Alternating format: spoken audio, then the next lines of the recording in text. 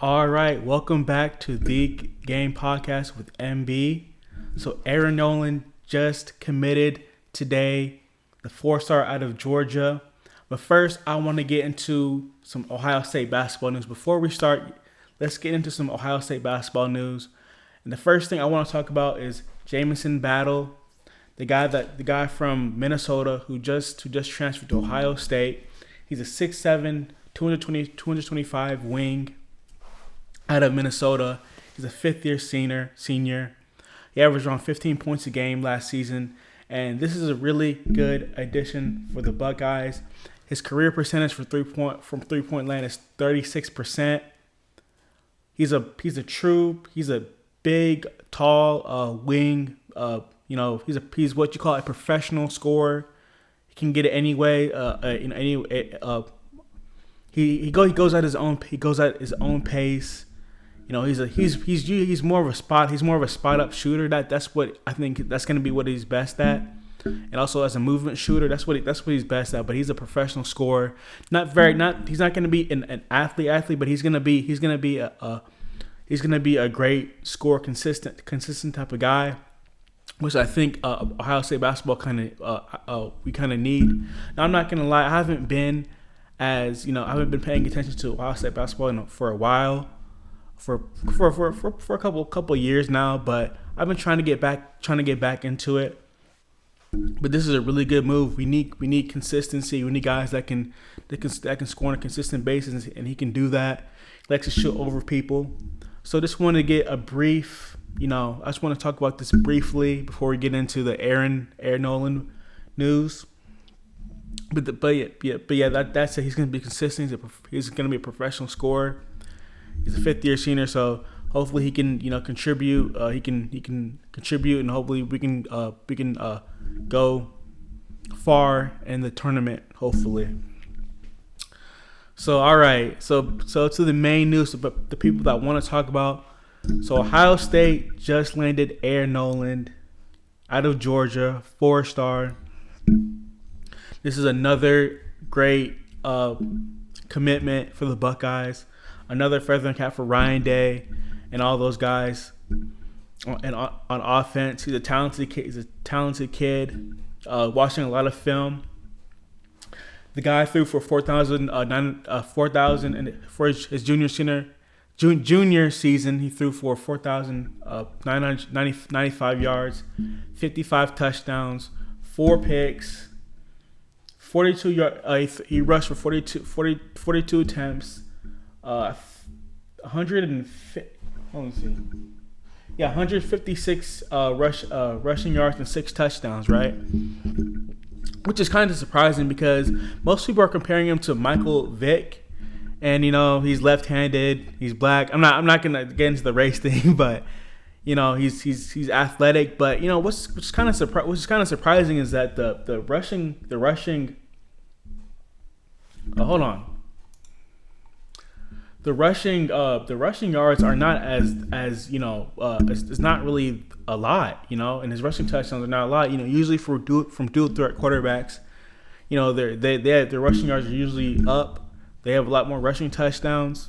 So and watching his film, he doesn't have a lot of he doesn't run a lot. He's looking to pass, which is a good thing. Now I'm more of a pocket. I prefer pocket passers that can also escape too. I don't want statues either, but I'm a guy that likes pocket passer. But that's what kind of surprised me because a lot of people were talking about his athleticism. And he's a dual threat, and which I think he is. He can escape, but he's looking to pass. He's going through. He's going through his reads.